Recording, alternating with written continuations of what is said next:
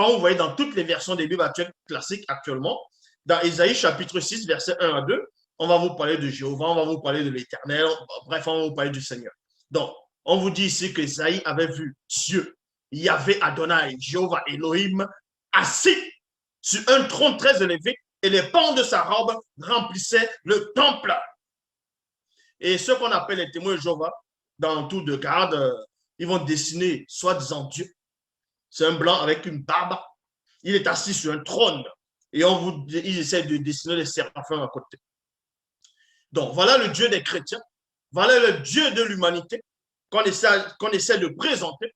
Donc, ils sont en train de dire que Zloula a régné, le soi-disant Jésus a régné Dieu, selon eux. Donc, voici les Barliven qu'on va vous présenter.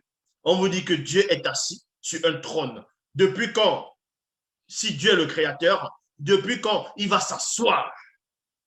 Et des gens lisent Ésaïe 6 sans comprendre, sans connaître le mécanisme vibratoire de la révélation, de la haute connaissance interdite. Donc, on va décortiquer, premièrement, Ésaïe chapitre 6, verset 1 à 2 dans les Bibles actuelles classiques. Et ensuite, nous allons aller dans la vraie version. La vraie version se trouve tout simplement dans le livre de d'Obicet et aussi dans la Bible, bien entendu.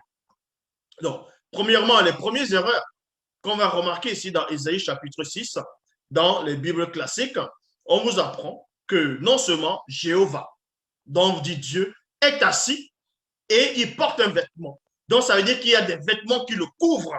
Vous voyez, donc il y a quelque chose, il y a un objet issu, soi-disant, de sa création qui le contient. Parce que quand vous portez un habit, l'habit vous contient. Vous êtes à l'intérieur de l'habit et non à l'extérieur.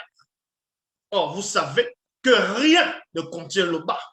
Il vit inexplicablement hors de toute réalité et hors de toute notion.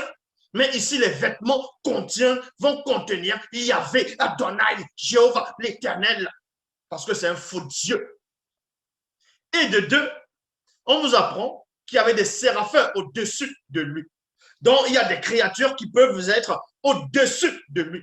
Donc, ça veut dire ici, premièrement, que ce Yahvé, ce Jéhovah, ce Dieu de l'Éternel était dans un endroit, était contenu quelque part, parce que non seulement les habits vont le contenir, et le trône où il va s'asseoir vont le contenir, c'est-à-dire vont contenir son corps, vont contenir en gros son enveloppe, que ce soit spirituel ou peu importe, vont le contenir ici. Et on vous apprend aussi qu'il y avait des séraphins qui étaient au-dessus de lui. Donc, ça veut dire qu'il est forcément dans une pièce. Et quand on dit qu'il est au-dessus de lui, ça veut dire qu'il y a encore de l'espace entre le trône de Yahvé et le dessus des séraphins, où il y a les séraphins.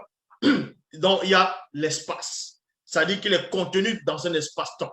Yahvé, dans le Dieu que les chrétiens adorent, le faux Dieu que l'humanité adore, est contenu dans un espace-temps. Et c'est une créature